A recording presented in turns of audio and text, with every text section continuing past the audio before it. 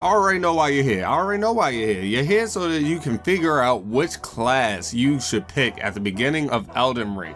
Well, I'm here to, release some of your stress. I'm gonna give you guys some pointers, some tips, and also I'm gonna give you guys my top 5 if that's not already apparent.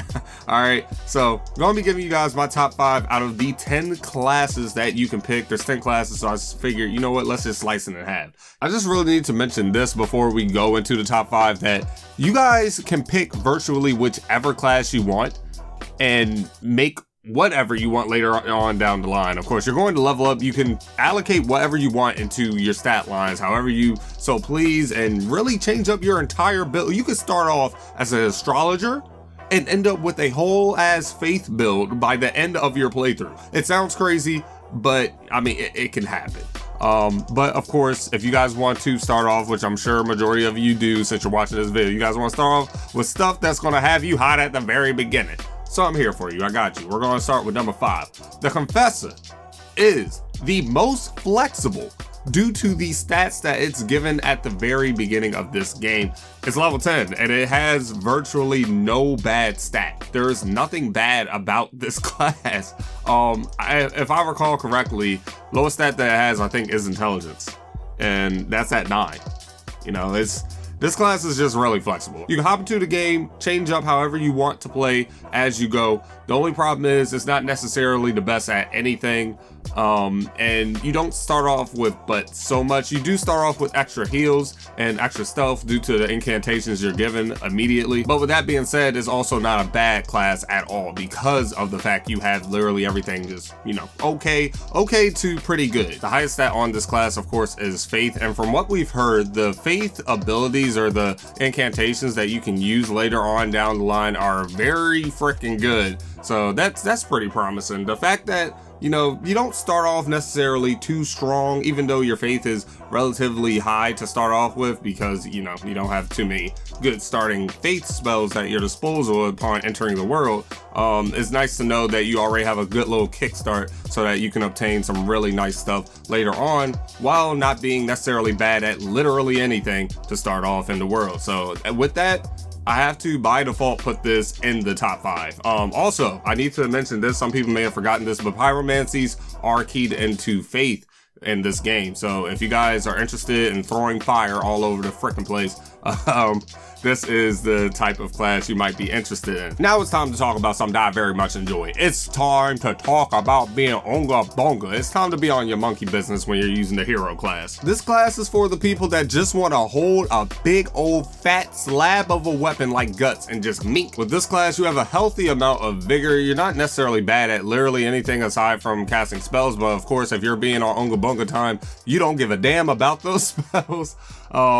So you start off with very nice vigor, as said, so you're going to need that considering you're going to be relatively slow with your big weapon, I'm assuming. At least in terms of swinging that weapon. I'm not saying you're going to be fat rolling. You definitely shouldn't be fat rolling, considering the fact that strength also boosts up your equipment load total. So that's really cool. That's really cool. The fact that increasing your strength not only will make you stronger in terms of doing damage, but it will also allow you to put on more armor to protect yourself. You're going to be having these huge weapons and swinging them around. You're going to be using a lot of stamina. So you start off with 12 endurance. That's pretty nice. That's not going to take you but so far, but it can definitely help you out very early in this game. So definitely think about boosting that while starting off as the hero class. But if you want to do some fat boy damage really early in this game, I would say go with the hero class, two-hand that weapon and just slam. Some people may be turned off because of the armor that you start off with, but as said, guys, you have a high strength, and that means that you can put on a lot of, heavy armor that other classes just simply would not be able to put on, at least without heavy rolling or fat rolling, whatever you want to call it. One tip I will say about this class is definitely make sure that you can get a hold of your timings. You are not going to be spamming R1 with this class, especially early on. You don't have enough stamina to just keep slamming down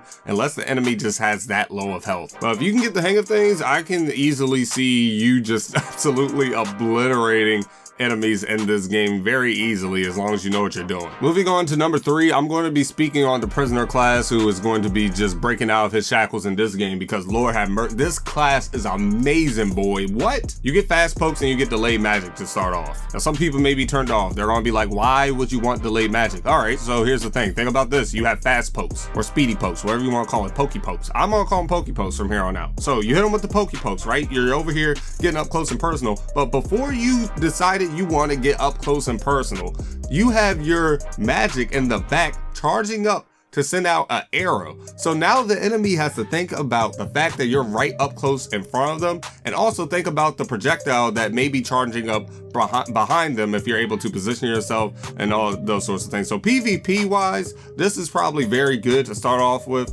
early on in this game. You know, if you get invaded, you might be able to hold your own a whole lot better with this sort of class. And also while fighting bosses, it's nice to know that if you dodge backwards, you have an ability that you can use to, you know, kind of cover you a little bit while you're trying to get closer to an enemy. And from what I've seen, the sorceries in this game, oh my goodness, they're so freaking cool. They are so cool and I cannot wait to use them. I know I'm starting off with delayed magic, but you later on, it's a lot of crazy things that you're going to be able to utilize while playing as a prisoner class, especially when you're on horseback. It's actually really freaking strong when you're running around just waving your wand or your staff so that you can do crazy magic damage to big bosses that you would be pretty afraid to get up close and personal with, or enemies. You know, it doesn't necessarily have to be a boss, but you guys get what I'm saying. And honestly, your stat line across the board is just really freaking good. It's just the only thing, if you know you're not going to be a faith build, this is probably not the class you want to start with. It's crazy, in the network test,